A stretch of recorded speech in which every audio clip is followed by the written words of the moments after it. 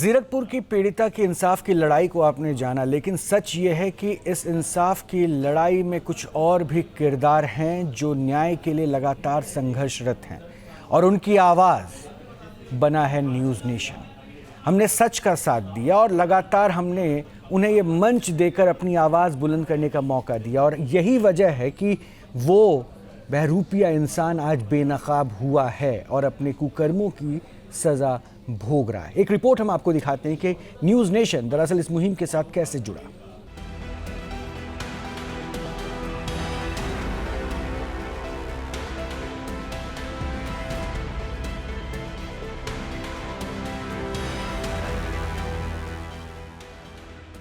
वो चमत्कार के दावे करता था, लोग चंगाई सभा में खींचे चले आते थे।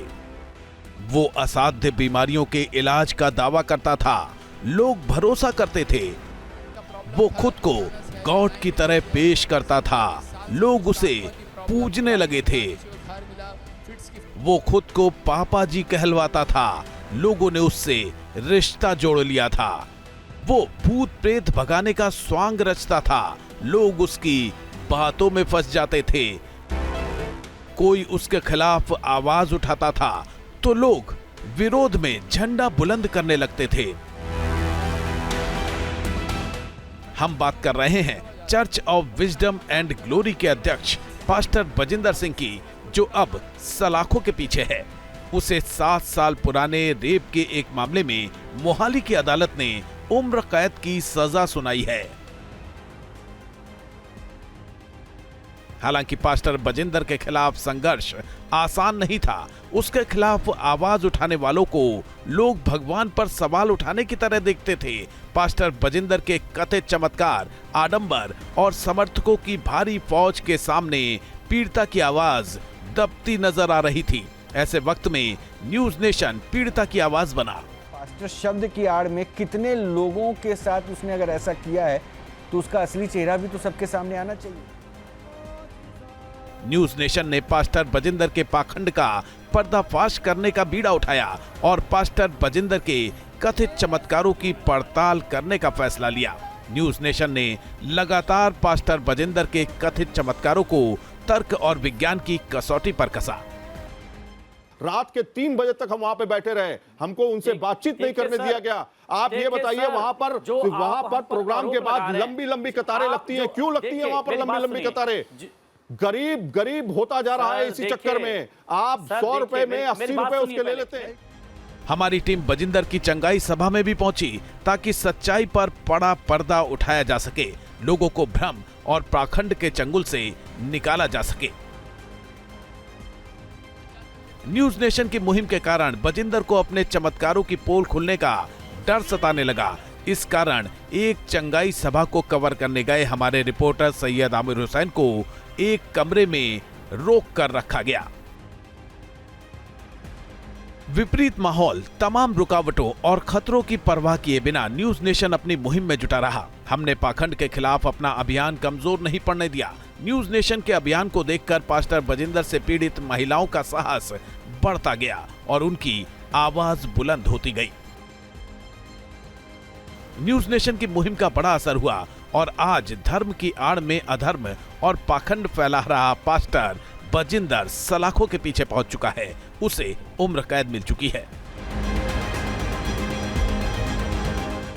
न्यूज़ नेशन की मुहिम में वो रेप पीड़िता भी जुड़ी जो 7 वर्षों से बजिंदर के खिलाफ मुश्किल लड़ाई लड़ रही थी और आखिर जब बजिंदर को दोषी ठहराया गया तब पीड़िता के जज्बात फूट पड़े। उसने लंबे संघर्ष में साथ देने के लिए न्यूज़ नेशन का शुक्रिया भी कहा। मैं न्यूज़ नेशन का बहुत बहुत धन्यवाद करना चाहती हूँ। मैंने देखा है कि आप एक के लिए नहीं, हर पखंडवाद के लिए दिखाते हो। मैं बहुत बहुत धन्यवाद करना चाहती हूँ और आज मैं बहुत ज़्यादा खुश हूँ। मैंने 7 साल के अरसे चलते हुए बहुत सारी चीज़ें झेली हैं, बहुत सारे रिश्ते टूटे हैं, बहुत सारे रिश्ते नए बने हैं। मैं उन सबका भी बहुत बहुत धन्यवाद करना चाहती हूँ जिन्होंने मेरा साथ दिया। न्यूज़ नेशन ने सिर्फ रेप विक्टिम का ही नहीं बल्कि हर उस पीड़िता का साथ दिया जो बजिंदर की हरकतों के खिलाफ संघर्ष कर रही थी। हम उस पीड़िता के भी संघर्ष के साथी बने जो बजिंदर की प्रताड़ना से इतनी परेशान थी कि आत्महत्या तक की सोचने लगी थी।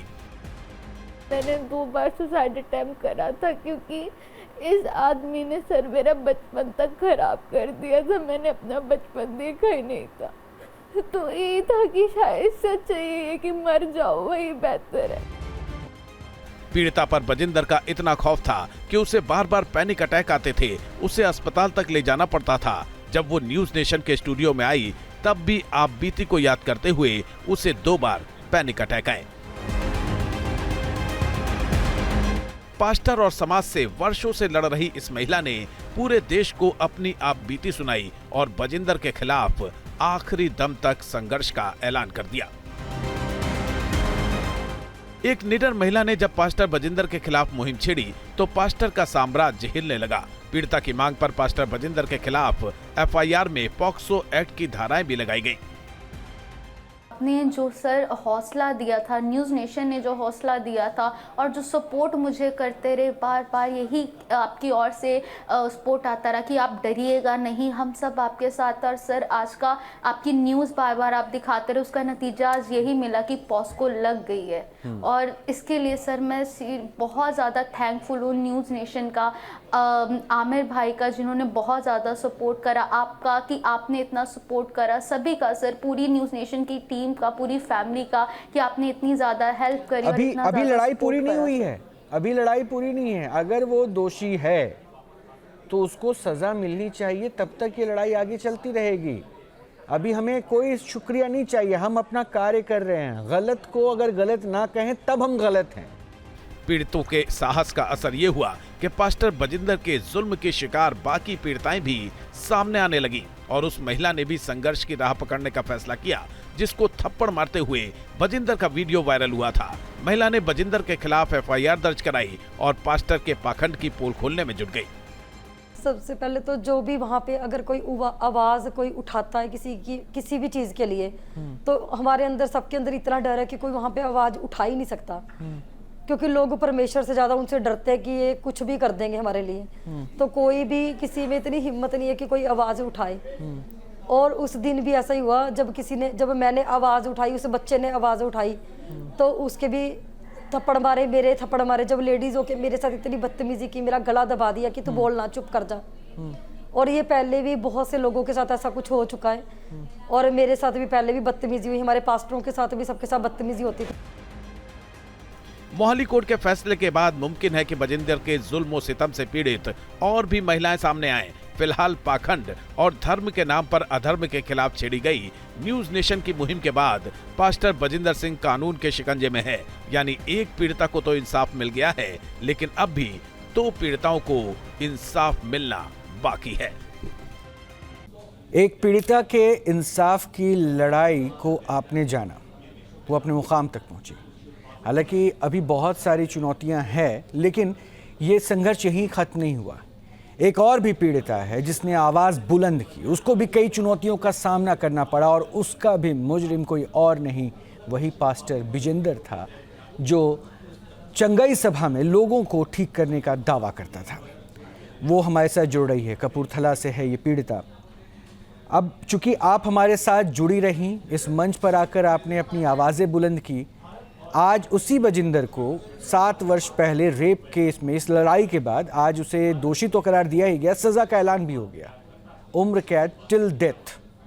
कैसा लगा ये फैसला जब आया, ये सज़ा के बारे में जो आपने सुना? सर, जब मैंने इस सज़ा के बारे में सुना कि उनको उम्र कैद की सज़ा दी गई और जब तक टिल डेथ तक, तो ये हुआ कि जो कहीं ना कहीं उम्मीद हो चुके थे कि इंसाफ नहीं होगा, वो फिर से कि इंसाफ हुआ, और बहुत बड़ा इंसाफ हुआ। अच्छा, इस फैसले के बाद क्या लगता है कि आपकी इस लड़ाई में और ज़्यादा आपके पास पावर आ गया, दम आ गया, कि अब आपकी जो लड़ाई है उसे भी अंजाम तक पहुंचाना है?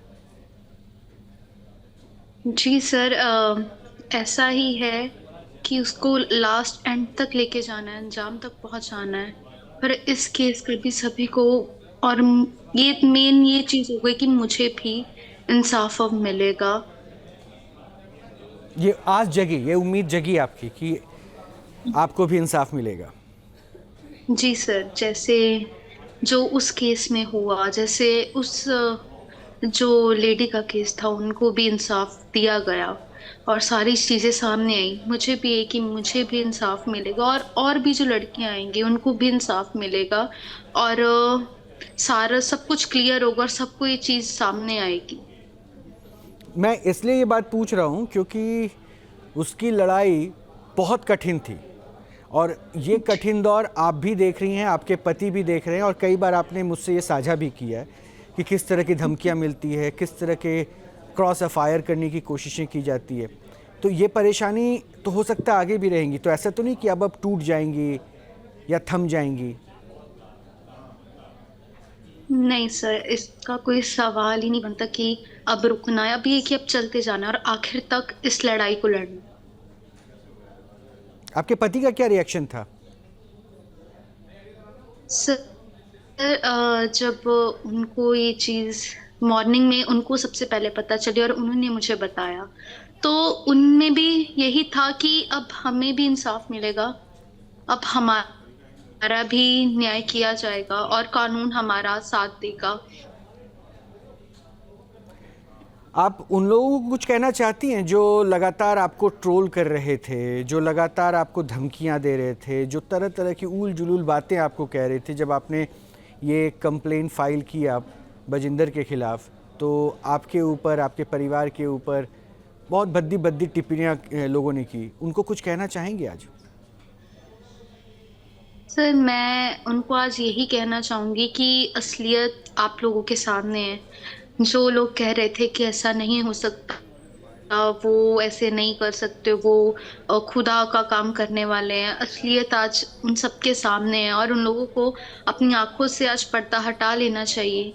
वैसे तो हट ही गया होगा कि हर लड़की झूठ नहीं बोलती, हर लड़की गलत नहीं होती। अभी मैं जीरकपुर की पीड़िता से ही बात कर रहा था आपसे कनेक्ट होने से पहले। उन्होंने कहा है कि और लड़कियों को अब खुलकर सामने आना चाहिए जिसके खिलाफ इसने जुल्म ढाए हैं। आप क्या कहना चाह रही हैं? क्योंकि सज़ा मिलने से पहले आपकी ने इस लड़ाई के लिए बिगुल फूंक दिया था। आज चूँकि वो जेल में हो सकता है, देखिए अभी बहुत सारे कानूनी प्रक्रियाएं होने वाली हैं, क्या पता ज़मानत भी मिल जाए। कानूनी प्रक्रियाओं के बारे में हम अभी कोई टिप्पणी नहीं कर सकते, लेकिन अगर ऐसा कुछ हुआ तो ऐसा तो नहीं कि आप डर जाएंगी, सहम जाएंगी? नहीं सर, ऐसा बिल्कुल नहीं होगा, चाहे अब कुछ भी हो जाए।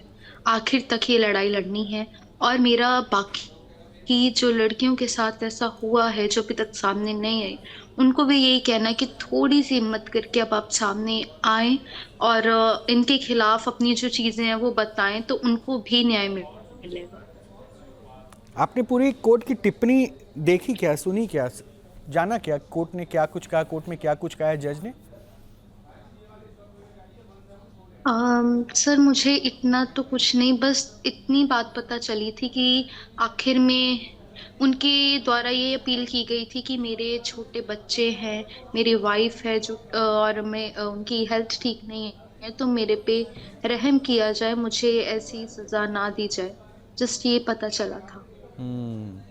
पर जो जज साहब थे उन्होंने साफ कहा कि आपको उम्र भर की कैद का उनको कहा गया था टिल डेथ तक, कि जब तक उनकी नॉर्मली डेथ नहीं होती तब तक वो अंदर ही रहेंगे, वो बाहर नहीं आ सकते। जिस वक्त आपके साथ ये घटना हुई थी आप नाबालिग थी, आज एक माँ हैं आप, 1.5-2 महीने की बच्ची आपके साथ है, आपको कई धमकियाँ मिली बच्ची को लेकर भी। आज जब सज़ा मिल गई तब उस बच्ची को देखकर आपको कैसा लगा? उस बच्ची के माँ से अगर मैं पूछूं आज कैसा महसूस हो रहा है? उस बच्ची के भविष्य को लेकर कुछ ज़्यादा सिक्योर लग रही हैं आप? सर जब ये चीज़ हुई और मेरी बेटी मेरे पास ही थी जब मैंने न्यूज़ सुनी, तो ये हुआ कि मैंने ये स्टेप उठा के मैंने सामने आके शायद मेरी बच्ची को बचा लिया और उसको भी सिक्योर कर लिया। आप बहुत घबराई कि हुई रहती अगर मैं ना कुछ बोलती तो शायद आगे चल के बातें मेरी बेटी पे भी आती, पर आज ऐसा था कि नहीं, मैंने अपनी बेटी को इस चीज़ में सेव कर लिया। आपको लग रहा है कि आपके भी आंसुओं का हिसाब अब होगा?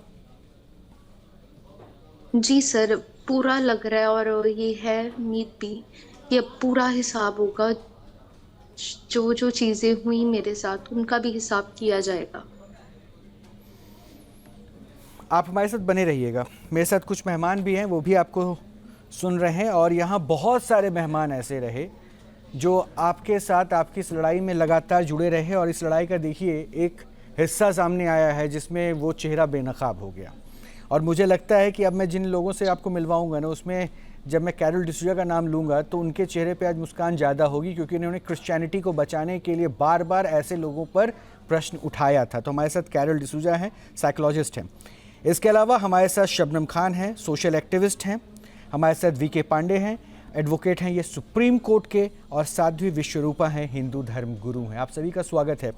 आज मोमेंट कुछ अलग है, क्योंकि अब तक तो हम ये जो पाखंड चलता था उस पर बहस करते थे, कई पक्ष उसके सपोर्ट में आते थे और कहते थे कि नहीं नहीं ये होता है, सब कुछ होता है। लेकिन साध्वी विश्वरूपा वो अपने आप को गॉड के, यानी ईश्वर के समकक्ष रखता था। और आज जब जिरह हो रही थी तो वकील ने, जो बजिंदर का वकील है, उसने जिरह में एक पॉइंट रखा जिसमें कहा कि इसके पैर में रॉड है, इसके 2 छोटे बच्चे हैं, ये लोगों की भलाई करता है।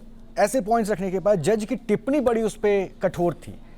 उन्होंने कहा कि आम क्रिमिनल या आम शख्स अगर कोई क्राइम करे तो उस पर थोड़ी लिबर्टी लेकर चल सकते हैं, लेकिन जो ईश्वर के समान हो, उससे अगर कोई कुकृत्य हो तो उसको और कठोर सजा मिलनी चाहिए। इस टिप्पणी के मायने क्या हैं? मैं इसलिए आपसे पूछ रहा हूं क्योंकि आप भी एक धर्मगुरु हैं। रोहित जी, देखिए, एक छोटे से प्रसंग के माध्यम से आप समझने का प्रयास कीजिएगा। बताना चाहूँगी कि एक बार जब रावण की मृत्यु हो चुकी होती है तो माँ पार्वती शिवजी से पूछती हैं कि रावण इतना आपका परम भक्त था, उससे बड़ा कोई शिवजी का भक्त नहीं था, फिर भी आपने उसको उसके कुकृत्य की ऐसी सजा दी, कहीं तो उस साधना प्रार्थना की माफ़ी होनी चाहिए थी। तो शिवजी यहाँ बताते हैं, देखिए पाप है ना 3 तरह के होते हैं, कुकर्म 3 तरह के होते हैं। एक होता है साध्य और असाध्य, जो जाने अनजाने में हो जाता है, तो कहीं ना कहीं उसको हम पाप की श्रेणी में रखते हैं। एक दूसरा जो कुकर्म होता है उसे हम अति पाप कहते हैं, जिसमें अपहरण आ जाता है, हत्या आ जाती है, चोरी आ जाती है, डकैती आ जाती है, उसे हम अति पाप की श्रेणी में रखते हैं। एक जो तीसरा जो कुकर्म होता है वो महापाप की श्रेणी में आता है। महापाप की श्रेणी क्या है समझिए। तो उन्होंने कहा रावण, अगर रावण बनकर सीता का अपहरण करता, क्योंकि यहाँ पार्वती ने कहा कि तो उसने तो अपहरण किया था, तो वो तो अति पाप की श्रेणी में आना चाहिए, आपने तो उन्हें महापाप की श्रेणी में करके मौत के घाटी उतरवा दिया। तो यहाँ शिवजी कहते हैं अगर रावण बनकर सीता का अपहरण करता तो कहीं ना कहीं छोटा सा एक रास्ता हो जाता, शायद वो बच जाता। परंतु उसने एक साधु बनकर, उसने लोगों के विश्वास जीतकर, निश्चित रूप से ये कुकर्म ऐसा था जो प्रभुता और मानवता पर सदियों तक प्रभाव डालेगा। ऐसी पाप को महापाप की श्रेणी में रखा जाता है और ऐसे व्यक्ति की सजा सिर्फ मौत ही हो सकती है। क्योंकि यहाँ बजिंदर मास्टर ने भी गुरु भक्ति, लोगों की श्रद्धा, उसका विश्वासघात किया, छोटी छोटी बच्चियों के साथ शोषण किया है और लोगों का विश्वास जीत के गॉड का मैसेंजर बन के उसने किया है। तो आप सोचिए ये बच्चियां आज वो कितना भी मजबूत महसूस कर रही है, परंतु उस बच्ची की जो आंखों में जो आज भी हमने देखा कि आंसू आ रहे हैं, और उस दिन भी हमने देखा था। मैं तो ये जो टिल डेथ का जो इन्हें उम्र कैद मिली है, मैं बिल्कुल इसके फेवर में नहीं हूँ। इन्हें फांसी की सजा होनी चाहिए, क्योंकि ऐसे व्यक्ति को कहीं भी एक बचाव का मौका नहीं मिलना चाहिए। मुझे क्या लग रहा है कि बचाव का मौका तो खैर दूर की बात हो गई, ये तो जेल में अपनी आखिरी सांसें गिनने तक आपको सजा काटनी है और अपने कुकृत्यों का हिसाब देना है। तो मुझे लगता है इससे घिनौना कुछ नहीं। फांसी में तो हो सकता था कि एक बार में अंत होती, मुक्ति मिल जाती। एक सेकंड में थोड़ा सा लीगल पॉइंट पे आ पाऊंगा। वीके पांडे साहब हैं। वीके पांडे साहब, ये कमेंट का क्या मतलब है? उम्र कैद आखिरी सांसों तक, पहला पॉइंट, ये इसके क्या मतलब हुए? ये मरते दम तक इनको वहाँ सजा काटनी पड़ेगी, सजा भुगतनी पड़ेगी। जब तक इनके शरीर में इनके प्राण हैं, सांसें हैं, तब तक इनको मरते दम तक जेल में रहना पड़ेगा। अच्छा, अब दूसरा पॉइंट, क्या यहाँ से सजा मिल गई? ठीक है, एक उत्साह वाली बात तो है कि कम से कम उसका चेहरा तो सबके सामने आया, कोर्ट का ऑर्डर आ गया, जज ने फैसला सुना दिया, लेकिन क्या यहाँ से उसके सारे रास्ते बंद हो गए? क्या वो हायर कोर्ट में नहीं जा पाएगा? नहीं, हाई कोर्ट में जाएगा। अपील का देखिए, जहाँ तक हमारे यहाँ संविधान में उसको आगे का हाई कोर्ट में अपील करेगा, हाई कोर्ट में अगर ये सज़ा बरकरार रहती है तो ये सुप्रीम कोर्ट में अपील करेगा। अपील का अधिकार मुजरिम को अंत तक है, सर्वोच्च न्यायालय तक और माननीय न्यायालय ने जो सज़ा दी है वो गवाहों के बयानों के आधार पे सारी एविडेंसेस इकट्ठे किए होंगे, सब उनका ट्रायल चला, महीनों गवाही हुई, पीड़िता के बयान हुए, सारे साक्ष्य को सबूत मानते हुए माननीय न्यायालय ने जो सज़ा दी वो दृष्टिगत रखते हुए जो सज़ा दी वो अपने हिसाब से दी। अब इसको हाई कोर्ट क्या करती है या सुप्रीम कोर्ट क्या करती है वो एक अलग विषय है। अच्छा, ऐसे पॉइंट ऑफ व्यू पे मतलब एक आखिरी पॉइंट, उसके बाद मैं डॉक्टर खेल के पास, क्योंकि अभी जिस कोर्ट से सज़ा मिली इसको चुनौती देने के लिए वो हायर कोर्ट जाएगा। हाँ, तो क्या यहाँ पे जो सज़ा मिलने की वजह वाजिब थे उनको कोर्ट में देखा जाएगा? उस पॉइंट ऑफ व्यू से आगे डिस्कशन होगी या discussion will start from ground level, zero से? ग्राउंड लेवल से सज़ा बढ़ाई भी जा सकती है और सज़ा को कम भी किया जा सकता है। अच्छा, जमानत मिलने की पॉसिबिलिटी भी है? जब अपील के दौरान जब ये हाई कोर्ट में अपील करेंगे इस सज़ा के खिलाफ, तो अपील के दौरान इनको जमानत मिलने की संभावना होती है। ठीक है, लेकिन ये जो दूसरे केसेस हैं उस पर उसका भी इम्पैक्ट पड़ेगा क्या? जो इस पीड़िता ने अपने ऊपर नाबालिग थी और पॉक्सो उस पर भी लगा हुआ है, तो क्या उसका भी इम्पैक्ट होगा क्या? बिल्कुल इम्पैक्ट पड़ेगा। वो इम्पैक्ट ये है कि इनको जो इनका जमानत का आधार बनेगा वो जमानत का आधार खत्म हो जाएगा।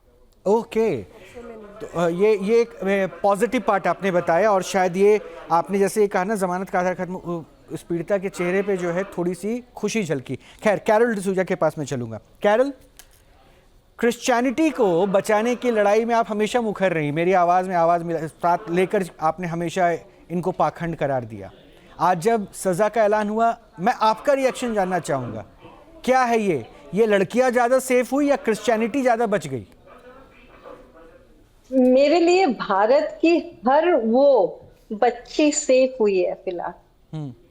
मेरे लिए क्रिश्चियनिटी सेफ हुई है ऐसे पाखंड से, डेफिनेटली, लेकिन हर वो बच्ची और हर वो औरत जो इस पाखंड के यहाँ जाते थे वो ज्यादा सेफ हुई है। चाहे ये हो, चाहे कोई भी गुरु हो, इससे पहले भी बहुत सारे गुरुओं को ऐसे जजमेंट सुनाया गया है, बट आज मेरे को खुशी इसलिए मिल रही है कि इस बच्ची को एक स्टेप कहूंगी, क्योंकि अभी लड़ाई शुरू हुई है, अब खत्म नहीं हुई है। यहाँ से हमारी लड़ाई शुरू होती है कि हम इस बच्ची को और सपोर्ट करें और इस पाखंड को चाहे वो हाई कोर्ट जाए, सुप्रीम कोर्ट जाए, उसे सजाए सुनाया जाए। और आपने कहा था कि हाँ, इसको अगर सजाए मौत दी जाती तो एक झटके में इसकी पेन खत्म हो जाती, ये मर जाता।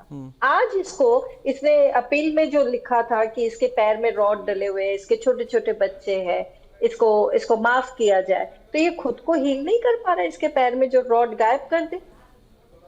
सॉरी, मैं टॉपिक से थोड़ा हटके बोल रही हूँ, क्योंकि मेरे पास इतनी सारी प्रश्न है क्रिश्चियनिटी को लेके और उन पादरियों को लेके, सिर्फ ये नहीं, ऐसे बहुत। अच्छा, मैं एक लाइन में कमेंट और चाहूंगा कैरल, क्योंकि आज मेरे पास थोड़ा सा क्राइसिस ऑफ टाइम वाला हिसाब किताब चल रहा है। बस मैं ये चाहूंगा, ये जो क्रिश्चियन धर्म को लेकर भी आप हमेशा कहती थी ना कि उसमें ऐसा नहीं होता जो ये दिखाने की कोशिश करते हैं थ्रू मिनिस्ट्री, चंगाई सभा, उनको भी एक मैसेज देना चाहेंगी? और शायद मुझे लगता है कि कैथोलिक चर्चेस से जुड़े लोग गलत को भी गलत बोलने से पहले कई बार सोचने पे मजबूर हो जाते थे कि मैं कैसे गलत बोल दूं। और वही मैं पॉइंट हमेशा करती थी, मेरे को ये हर एक चर्च जो भी मुझे अभी नेशनल टीवी में देख रहे हैं, हर एक क्रिश्चियन चर्च, चाहे वो प्रोटेस्टेंट हो, चाहे वो बैप्टिस्ट हो, चाहे वो कैथोलिक हो, मैं जब तक जिंदा हूं और मेरी नजर में अगर ऐसी चीजें आ जाएगी तो मैं आवाज जरूर उठाऊंगी। और आप सबके लिए एक सबक है कि अगर आप प्रचार करते हो ईश्वर का, तो धर्म मान के प्रचार करो, बाइबल में जो लिखा है वो प्रचार करो, लेकिन नौटंकी और गंदगी मत करो। आपके चर्चेस के अंदर में जो होता है वो मैं अपने जुबान पे अभी लाना नहीं चाहती हूँ। नहीं, ठीक है, उसको आज रहने देते हैं, उसको आज रहने देते हैं। ये एक मैसेज, हाँ, ये एक मैसेज कन्वे हो गया, और मुझे लगता है कि ये मैसेज जो कन्वे हुआ है ना कि एक लड़की किस तरह से ठान ले कि गुनहगार को सजा दिलाना है, न्याय हासिल करना है, तो उसकी वो क्षमता जो है आज प्रूव हो गया और शायद एक मिसाल है ऐसी लड़कियों के लिए जो अभी भी अपनी लड़ाई लड़ रही हैं। और शबनम, मुझे लगता है कि इस बात को ज़्यादा अच्छे से आप वेल डेकोरेटिव वर्ड्स में रख पाएंगी, इसलिए क्योंकि एक लड़की है और आप भी समाज में कुरीतियों के खिलाफ लड़ती हैं। तो मुझे लगता है कि ये चुनौती बीइंग अ गर्ल इनके पास बहुत बड़ी थी। ये भी नाबालिग थी जिसके साथ जब उत्पीड़न हुआ। रोहित भाई, ये ना सिर्फ नाबालिग को, ना सिर्फ और लड़कियों के लिए एक अच्छी बात है, बल्कि आपका कार्यक्रम भी सार्थक होता नजर आ रहा है मुझे, क्योंकि आप और हम किस चीज़ की लड़ाई लड़ रहे हैं? पाखंड के खिलाफ आप लड़ाई लड़ रहे हैं। पाखंड के खिलाफ इतने लंबे समय तक ये एपिसोड चलाना भी आसान नहीं होता है। आपको भी 1000 बातें सुननी पड़ती हैं, हमको भी 1000 बातें, पर आपने ये जो मुहिम कस के पकड़ रखी है ना, ये उसका भी आपको भी मैं साधुवाद देना चाहती हूँ। आप भी इसके हकदार हैं कि आपको भी बधाई दी जाए। इस तरीके के पाखंडियों की पोल खोलने का काम आप कर रहे हैं और बेटी को जो ताकत आप और हम सब मिलके बैठ के, इसमें दीदी का भी सहयोग है, वकील साहब का भी सहयोग है, हम सब जो उनकी आवाज़ को मुखरता से और आगे तक पहुँचाते हैं। एक बेटी की बात नहीं है यहाँ, ना जाने कितनों का शोषण कर चुका होगा वो। यहाँ तो अगर कोई बाहर आ जाता है तो बेटी पर ही क्वेश्चन मार्क है, तुम्हें ही क्यों, तुम ही क्यों आई, तुमने ही क्या ऐसा देख लिया, बाकी सब लड़कियों ने तो कुछ नहीं कहा। तो एक लड़की को ना सिर्फ परिवार वालों से, समाज वालों से, दुनिया भर की चीज़ों से जूझना पड़ता है। और मैं ये अपनी छोटी बहन को कहना चाहूँगी, घबराइएगा मत, अंत तक लड़ाई में रोहित भाई भी आपके साथ हैं, साध्वी दीदी भी आपके साथ हैं, शबनम खान भी आपके साथ है, और वकीलों की जरूरत पड़ेगी तो एक तो यहाँ बैठे ही हैं, ऐसे हजारों वकील लेकर हम सब आपके पास पहुंचेंगे। मैं रोहित भाई आपके माध्यम से अपनी छोटी बहन को आश्वासन दे रही हूँ यहाँ से। मैं आखिरी कमेंट चाहता हूँ। देखिए, सारी जुबान जो है आपके सहयोग में आज बोल रही हैं और उस दिन से बोल रही जिस दिन से आपने ये लड़ाई लड़ने की ठानी थी। इसी हौसले के साथ हम यही कहेंगे, इस लड़ाई को मुकाम तक पहुँचाइए, सब कोई साथ है। और आपको लग रहा है ना पॉजिटिवली कि हाँ, इस लड़ाई को अब अंजाम तक आप पहुंचा पाएंगी? यही कमेंट मैं सुनना चाहता हूं, हम सब सुनना चाहते हैं। सर डेफिनेटली लास्ट तक, एंड तक, इसके मुकाम तक इस लड़ाई को मैं लेके जाऊंगी। और सबसे ज़्यादा सर मैं आज भी ये चीज़ बोलूँगी, सबसे ज़्यादा मैं थैंकफुल आप लोगों की हूँ, न्यूज़ नेशन की पूरी फैमिली की हूँ, जिन्होंने स्टार्टिंग से लेके अभी तक मेरी इतनी हेल्प करी, बार बार मुझे सपोर्ट करा। और अगर कहीं पे मैं ब्रेक डाउन भी हुई तो यही उम्मीद मेरे में जगाई कि आप चिंता मत करो, आप अपना मॉरल डाउन मत करो, हम आपके साथ हैं। और उसी कारण सर मैं यहाँ पे हूँ और बिल्कुल एक नई उसके साथ कि एंड तक इस लड़ाई को लेके जाऊंगी। सबसे ज़्यादा थैंक यू आप लोगों को सर, न्यूज़ नेशन की पूरी टीम को। हम हमेशा सच के साथ हैं और हौसला बना के रखिएगा। और आंसू अब अगर आंखों में आए ना तो वो हिम्मत वाले होने चाहिए कि भाई हमें लड़ाई में जीत हासिल करनी है। अब कमज़ोर वाले आंसू नहीं चाहिए। और बिल्कुल आज देखिए, ये पहला कदम है, अभी आपको बहुत आगे चलना है और सब सच के साथ रहते हैं। अगर वो सच है तो सच सबके सामने आए। सच को परेशान किया जा सकता है लेकिन सच को जीतने से कोई नहीं रोक सकता है, इसलिए हिम्मत रखिएगा। आपका भी बहुत बहुत शुक्रिया, आप सभी का भी बहुत बहुत शुक्रिया हमसे जुड़ने के लिए। और आज कम से कम एक बहुत स्पष्ट संदेश उन सब के लिए है जिनको लगता है कि ईश्वर ने किसी एक खास व्यक्ति विशेष को चुना है, उनको ईश्वरीय शक्ति देके ताकि आपका भला हो सके। सोचिए, जो दूसरों का बुरा कर रहा हो उसका भला कैसे होगा? ईश्वर तो सबका हिसाब करता है। और इससे स्पष्ट उदाहरण आपके लिए कुछ नहीं होगा, क्योंकि पाखंड को उजागर करना ही हमारा मकसद था और यही है ऑपरेशन पाखंड, सच की पड़ता है। इसलिए मैं बार बार कहता हूँ, धैर्य रखिए, संयम रखिए, विश्वास सिर्फ ऊपर वाले पे कीजिए और अपना ध्यान रखिए। नमस्कार।